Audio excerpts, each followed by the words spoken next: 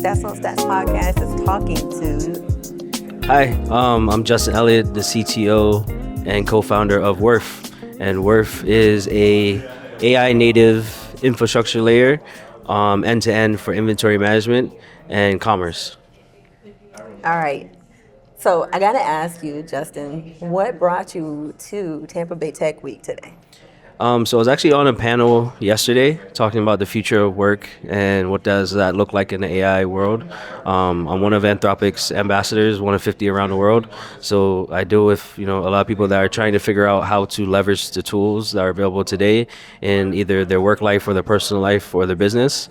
So the panel was a lot about that. How do the older generation think about using the tools? How do the younger generation think about going into the workforce? And then what does that look like for the people in the middle as well? Okay, well now I have to ask this question that's on so many people's minds. I'm gonna ask you, do you feel like all of the jobs are going away now that AI is here? So I talked about this yesterday, I talk about it all the time, right? I think that the people that aren't good at their jobs, that should have probably been fired a while ago, they're probably going to get fired. Mm-hmm. And then like the rock stars that were picking up the slack for everybody and doing the job of 3 or 4 or 5 people in their department that should have been let go a long time ago, those people now will have the tools that once that dead weight gets cut, they'll be able to still be productive and not feel that extra load. Okay, so I'm going to ask this question for those people that are like, wait a minute, where do I fall in this? What would you suggest? Like, is there training? Is there what do you suggest for people to be prepared for what AI may or may not?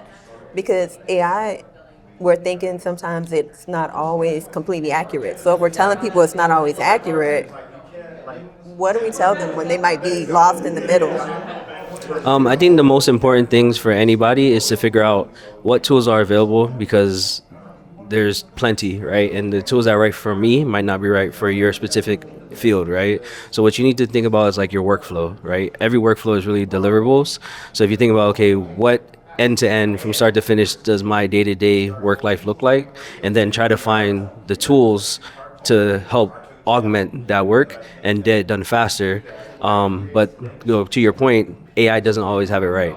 So I think the people that are the most enabled are like the experts in the fields, right? Like the people that are good at their job, they understand what it's supposed to look like, because AI can help you go through the steps a lot faster. But I think, it's not at the point right now where it should be fully trusted, right? You need to have some kind of human oversight to make sure that things are going right? So like for example, I can't use AI to draft legal documents because I don't know what the legal documents are supposed to look like, right? So it can completely go through the process and say like, okay, this is what it's supposed to be, but I have no way of actually fact checking that, right? But I can use AI to draft product requirement documents because I know what that's supposed to look like from a text perspective, right? So I think that's the unlock.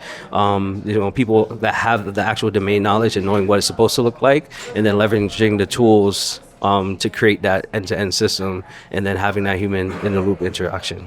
Can you tell me a little bit more about what it is you do for Anthropic? Yeah, so I'm based in Miami, and where my startup is, we have like an ecosystem. We have 2 offices based out of the lab and the dock in Miami, in Wynwood. And, one of the things I was noticing, I was taking trips to SF. We're actually backed by Amazon as well. So I was at the AWS loft in SF for an Anthropic event, and I looked around the room and I didn't really see what I usually see in Miami, right? Like in the Miami scene, a lot of things are kind of like networking, high level type situations. And in that room at SF, I was around like a lot of really smart technical people, right? And like the questions and the conversation that were being had was at a different level than the, hey, what are you doing? And, like a pitch competition, right? When they were actually trying to level up on knowledge. So I was like, okay, we need this in Miami. So I talked to the team that was there, and they put me in touch with some of their community partners. So in October, I hosted the first event, and ever since then, we've had like hundreds, probably at this point, 1,000 people show up monthly. Okay. Anywhere from teachers to doctors to software engineers at Google and Amazon and Spotify. So the spectrum is large, but what we're really doing is just trying to bring together the community to find like-minded people to work together. Maybe you find your next co-founder, maybe you find your next developer, or just somebody to have coffee with. But I'm a big proponent of just creating the rooms and putting like the right people in the right spaces, and then just let the magic happen. Love that, building the community. It's kind of why we even started this podcast, right? I mentioned this to you earlier. You don't always see people in our community in tech, especially when you walk into these rooms. When you did your panel today, I'm sure, you looked out in the crowd and you were like, where's my community at? It's sometimes tough to build that community. So when you think about what you could say to someone who is younger, thinking about how AI can help them in their future, how they get into tech, like how does all of this interconnect for them? What would you say as maybe mentorship or advice? Yeah, so I actually used to work for a nonprofit and teaching kids. I'm also a DJ producer, so I was in charge of like the music department. And the first day of class or first day of session, I would always ask them. I put up a picture of John Lennon. I say, you guys know who this is? And then he has like a famous quote that when he was in elementary school, his teacher asked him what he wanted to be, and he said he wanted to be happy. And then the teacher said that he didn't understand the question, and he told the teacher that she didn't understand life. Wow. Right. So like the way that I look at where the world is going with AI, like, we talked about jobs being replaced. It's going to be the entry level repetitive stuff that should have been replaced a long time ago. Right. I think what's the unlock is going to be people that have super interest in things. Yeah. So now that kid that's interested in plants or interested in bugs or interested in space, now they have the tools and the resources to go explore that.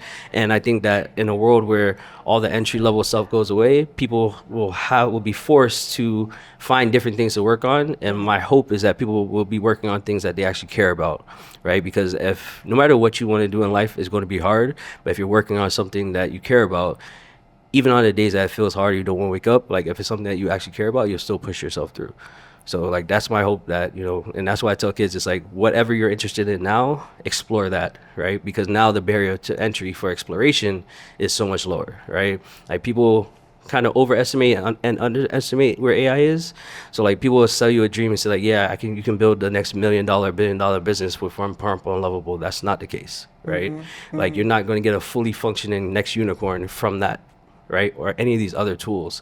But what it does allow you to do is test the idea, right? Because before, building software might have cost you 10, 20, 50, or $100,000 to even test your idea.